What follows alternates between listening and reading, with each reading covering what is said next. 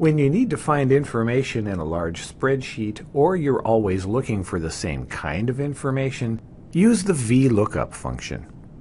VLOOKUP works a lot like a phone book, where you start with a piece of data you know, someone's name, in order to find out what you don't know, their phone number. So as an example, I'll enter part numbers, the thing I know, and find out prices, the thing I don't know.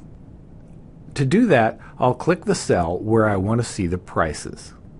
I'll enter an equal sign, VLOOKUP, and parentheses. These parentheses will contain a set of arguments, and an argument is just a piece of data that the function needs in order to run.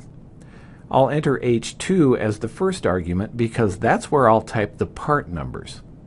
Follow that with a comma, and then I'll enter the range of cells that contains the data I want to search.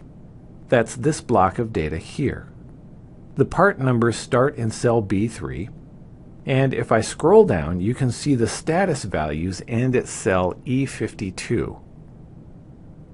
So I'll enter B3, a colon, and E52, then I'll type another comma. And you need to do that because the functions won't work without the colons and commas. Next, I'll type the number 3. This tells VLOOKUP that the values I want to see are in the third column from the left in the range of cells I want to search. In other words, it's the third column over from the part numbers, the data I know. Another comma, and I enter false because that gives me an exact match between part number and price. And don't worry, I'll explain how that works later.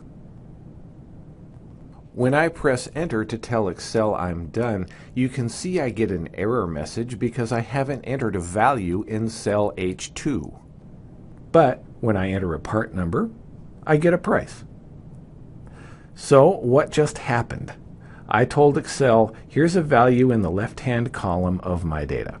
Now look through this range of cells, and in the third column to the right, find the value on the same row. A lot like a phone book.